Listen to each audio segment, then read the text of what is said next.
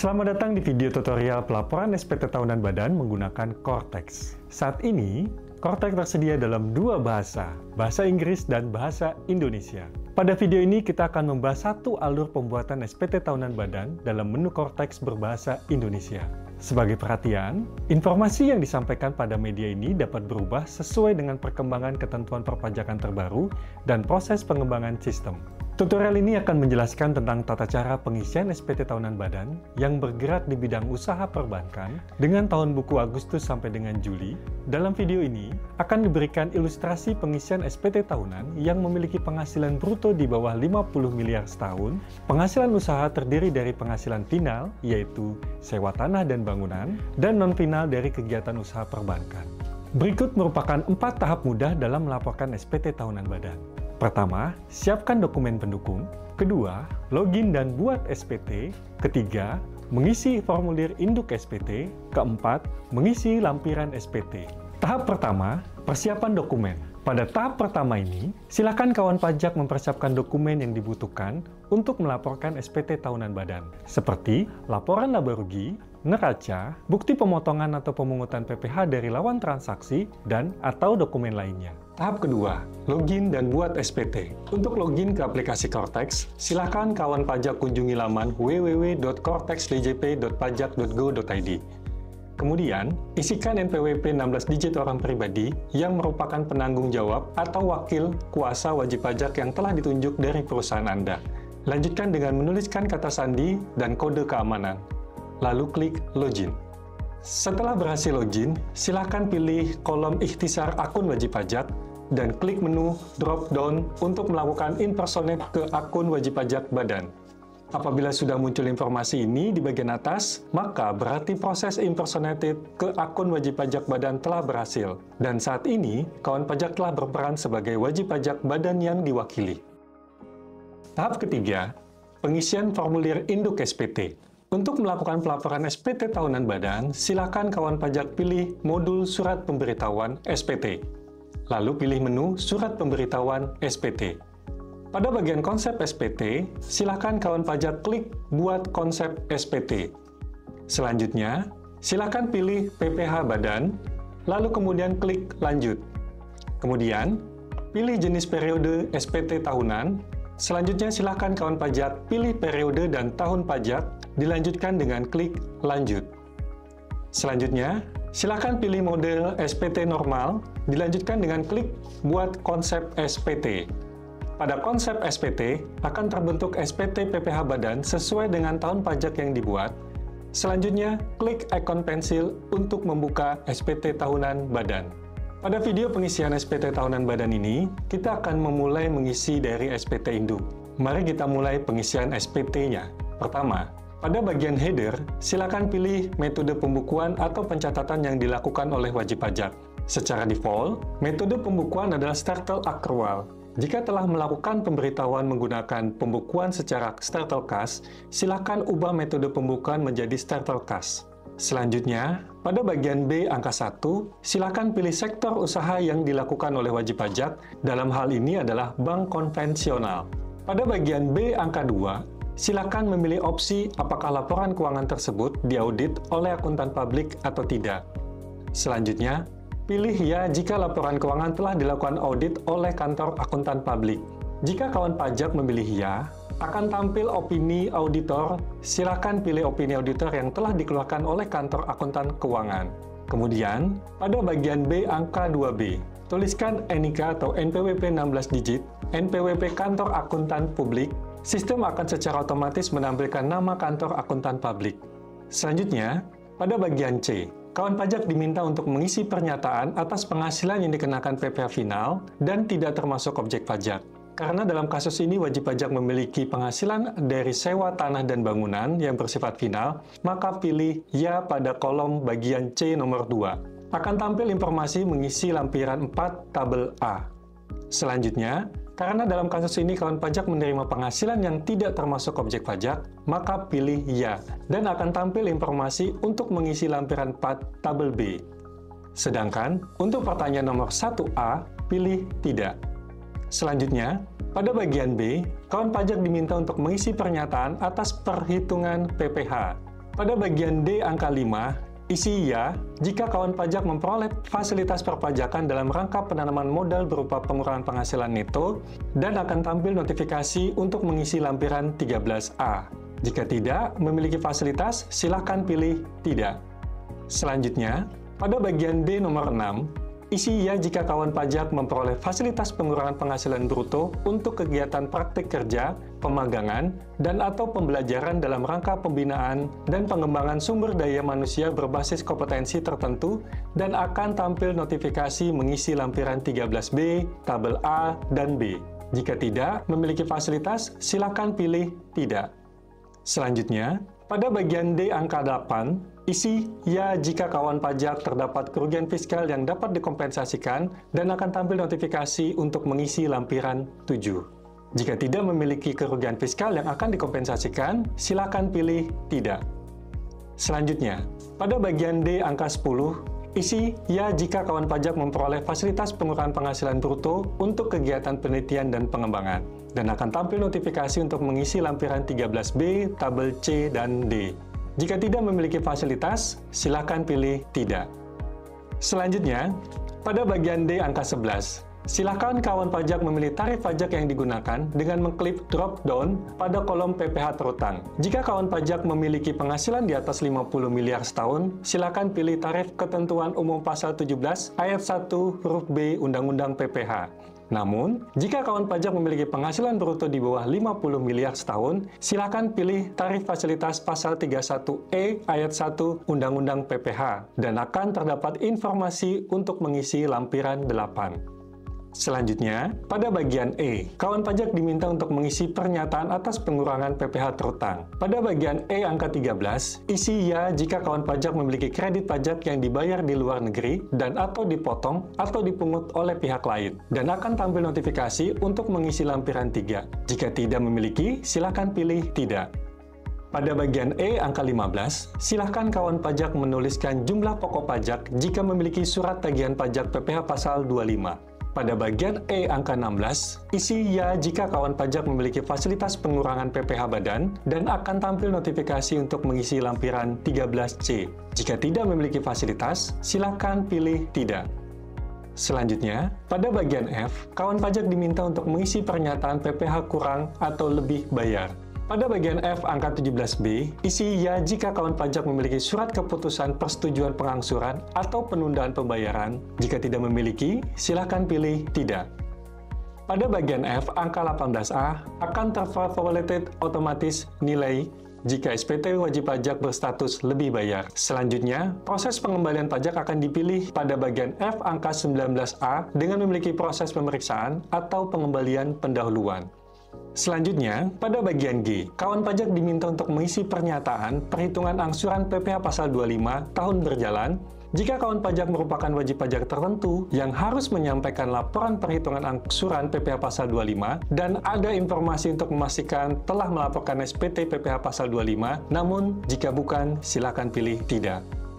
Selanjutnya, pada bagian H, kawan pajak diminta untuk mengisi pernyataan transaksi. Pada bagian H angka 21A, pilih ya jika kawan pajak terdapat transaksi dengan pihak yang memiliki hubungan istimewa atau dengan pihak yang merupakan penduduk tax haven country. Kemudian, akan tampil notifikasi untuk melampirkan lampiran 10A, 10B, dan 10C. Namun, jika tidak memiliki, silakan pilih tidak.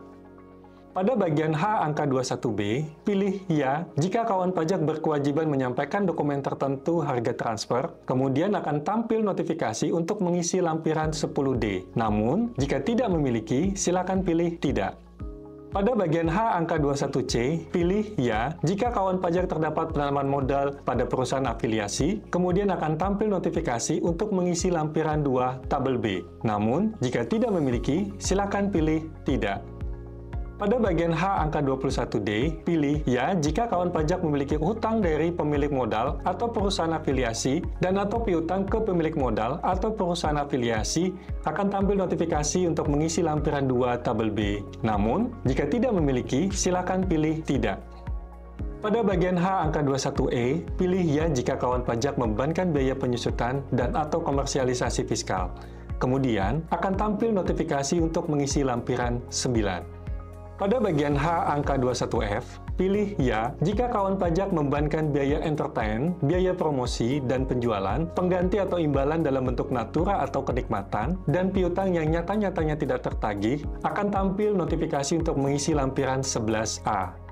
Pada bagian H angka 21G, pilih ya jika kawan pajak memperoleh fasilitas perpajakan dalam rangka penanaman modal di bidang-bidang usaha tertentu dan atau daerah-daerah tertentu selain pengurang penghasilan neto. Akan tampil notifikasi untuk mengisi lampiran 13A. Namun, jika tidak memiliki, silakan pilih tidak. Selanjutnya, pada bagian H angka 21H, pilih ya jika kawan pajak memiliki sisa lebih yang digunakan untuk membangun dan pengadaan sarana prasarana, akan tampil notifikasi untuk mengisi lampiran 14. Namun, jika tidak memiliki, pilih tidak. Selanjutnya, pada bagian H angka 21I, pilih ya jika kawan pajak menerima atau memperoleh penghasilan dividen dari luar negeri dan melaporkannya sebagai penghasilan yang tidak termasuk objek pajak. Namun, jika tidak memiliki, silakan pilih tidak. Selanjutnya, pada bagian I, kawan pajak diminta untuk mengisi lampiran lainnya. Silakan kawan pajak melampirkan laporan keuangan atau laporan keuangan yang telah diaudit pada lampiran I huruf A1 dengan klik pilih. Kemudian, pilih file laporan keuangan dalam bentuk file PDF, kemudian pilih Open, dan dilanjutkan dengan klik Unggah. File laporan keuangan yang berhasil diunggah akan terlihat. Silakan kawan pajak upload lampiran dokumen lainnya yang diwajibkan pada SPT tahunan. Tahap keempat, pengisian lampiran SPT tahunan PPH. Gulir ke bagian paling atas untuk melihat lampiran yang harus diisi. Selanjutnya, silakan kawan pajak pilih L1E untuk mengisi rekonsiliasi laporan keuangan bank konvensional. Pada bagian ini terdapat dua bagian, yaitu laporan laba rugi dan laporan posisi keuangan. Pada bagian laporan laba rugi, silakan pilih tanda pensil untuk mengisi akun laporan keuangan. Untuk saat ini, silakan pilih tanda pensil pada akun pendapatan bunga rupiah. Pada bagian ini, kawan pajak diminta untuk mengisi nominal transaksi pada akun pendapatan bunga rupiah. Selanjutnya, tulis nominal pendapatan bunga rupiah pada nilai komersial. Jika terdapat pendapatan yang bukan objek pajak, silakan isi nominal pada kolom non-objek pajak. Kemudian, jika kawan pajak terdapat penghasilan yang dikenakan final, silakan isi pada kolom dikenakan PPh final. Selanjutnya, jika terdapat koreksi fiskal positif atau koreksi fiskal negatif, silakan kawan pajak tuliskan nominal pada kolom koreksi fiskal. Jika tidak ada transaksi, silakan isi dengan angka 0. Karena wajib pajak memiliki penghasilan dari dividen yang merupakan penghasilan bukan objek pajak, silakan klik tanda pensil pada akun dividen. Tuliskan nilai dividen yang diterima pada kolom nilai komersial. Selanjutnya, tuliskan nominal penghasilan yang merupakan bukan objek pajak. Dan isi 0 untuk penghasilan dikenakan PPh final, koreksi fiskal positif, dan koreksi fiskal negatif. Kemudian, pilih kode koreksi fiskal, setelah itu klik simpan. Selanjutnya, jika terdapat beban yang dikeluarkan oleh kawan pajak, silakan pilih jenis akun beban dan klik tanda pensil. Kemudian, tulis nominal beban yang terdapat pada laporan keuangan pada nilai komersil. Jika terdapat koreksi fiskal positif atau koreksi fiskal negatif, silakan kawan pajak tuliskan nominal pada kolom koreksi fiskal. Jika tidak ada transaksi, silakan isi dengan angka 0. Karena pada kasus ini terdapat pendapatan lain yang bersifat final dari sewa tanah dan bangunan, maka silakan mengisi akun pendapatan lainnya dengan klik tanda pensil. Tuliskan nominal pendapatan lain yang diterima pada kolom nilai komersial dan tuliskan nominal tersebut pada kolom dikenakan PPh final. Selanjutnya, silakan gulirkan ke bawah untuk mengisi laporan posisi keuangan. Pada bagian aset, kewajiban, dan ekuitas, silakan kawan pajak tuliskan nominal pada akun yang tersedia sesuai dengan terdapat pada laporan keuangan kawan pajak. Jika sudah terisi dengan benar dan sesuai dengan laporan keuangan, silakan gulirkan ke atas dan pilih L4. Pada bagian ini, kawan pajak mengisi penghasilan yang dikenakan PPh final dan daftar penghasilan yang bukan objek pajak. Pada bagian A, daftar pendapatan yang dikenakan PPh final. Pada bagian ini akan terisi secara pre-populated dari bukti pemotongan yang telah dibuat oleh lawan transaksi. Namun, jika terdapat bukti potong yang tidak ter-pre-populated, silakan menambahkan bukti potong dengan klik Add. Masukkan NPWP 16 digit lawan transaksi. Selanjutnya, pilih jenis objek pajak dan tuliskan nominal dasar pengenaan pajak, kemudian klik Simpan. Selanjutnya, pada bagian B, yaitu daftar penghasilan yang tidak dikenakan pajak. Pada bagian ini hanya bisa diisi jika memilih ya pada bagian induk SPT pada bagian C3. Selanjutnya, gulirkan ke atas dan pilih L9. Untuk lampiran L9, berisi daftar penyusutan dan amortisasi fiskal. Terdapat 3 golongan harta yang harus diisi, yaitu harta berwujud, bangunan, dan harta tidak berwujud. Anda dapat mengisikan secara manual atau menggunakan skema impor data XML. Pada harta berwujud, terdapat 4 kelompok yang tersedia, yaitu kelompok 1, 2, 3, dan 4. Pada bangunan, terdapat 2 kelompok, yaitu bangunan permanen dan tidak permanen. Sementara, pada harta tidak berwujud, terdapat 4 kelompok yang tersedia. Isikan jenis harta, bulan atau tahun perolehan, harga perolehan, nilai sisa buku fiskal pada awal tahun, metode penyusutan atau amortisasi, besar penyusutan atau amortisasi fiskal tahun ini, sesuai dengan kelompok dan golongan hartanya. Untuk kawan pajak yang telah menyampaikan SPT tahunan badan tahun sebelumnya, daftar penyusutan atau amortisasi akan terisi secara pre-populated pada bagian kelompok penyusutan lainnya, dan silakan lakukan perubahan sesuai dengan kelompok penyusutan dan amortisasi. Selanjutnya, silakan gulirkan ke atas dan pilih L8. Pada lampiran L8, silakan kawan pajak masukkan data-data yang menjadi dasar perhitungan PPh pasal 31E pada kelompok Gross Turnover. Selanjutnya, sistem akan menghitung secara otomatis jumlah PPh yang terutang. Selanjutnya, gulirkan ke bagian atas dan pilih L2. Pada bagian ini, terdapat daftar pemegang saham atau pemilik modal dan jumlah dividen atau pembagian laba yang dibagikan serta daftar susunan pengurus dan komisaris. Selanjutnya, untuk mengisi jumlah besar modal yang disetor dan dividen atau pembagian laba, silakan kawan pajak klik tanda pensil. Tuliskan jumlah modal yang disetor oleh pemegang saham pada kelompok modal disetor dan presentase kepemilikan modal. Kemudian, tuliskan jumlah dividen atau pembagian laba yang diberikan. Jika sudah benar dan sesuai, silakan klik simpan. Lakukan berulang jika pemilik saham lebih dari 1 pemegang saham. Selanjutnya, silakan kawan pajak gulirkan kembali ke atas dan pilih L11B. Pada bagian ini, kawan pajak akan melakukan perhitungan biaya pinjaman yang dibebankan untuk keperluan perhitungan pajak penghasilan. Secara sistem, akan terisi secara otomatis sesuai dengan EBITDA. Kawan pajak bisa melakukan penulisan kembali sesuai dengan kondisi yang sebenarnya. Jika sudah sesuai, silakan kawan pajak kulir kembali ke bawah dan mengisi bagian 3 perhitungan biaya pinjaman. Selanjutnya, silakan kawan pajak klik tambah untuk mengisi perhitungan biaya pinjaman. Akan tampil form pengisian, isikan nama pemberi pinjaman pada kolom pemberi pinjaman. Selanjutnya, tuliskan saldo rata-rata utang yang dimiliki. Kemudian, tuliskan biaya pinjaman bunga pada kolom yang tersedia. Dan jika ada, silakan kawan pajak tuliskan pada kolom yang tersedia biaya pinjaman yang dapat diperhitungkan dalam menghitung penghasilan kena pajak. Jika sudah benar dan sesuai, silakan klik simpan. Selanjutnya, silakan kawan pajak kulir kembali ke atas dan pilih induk. Kawan pajak telah membuka kembali bagian induk SPT. Silakan kawan pajak gulirkan ke bawah. Pada bagian F17C, akan terlihat nilai dari PPh terutang yang masih harus dibayar.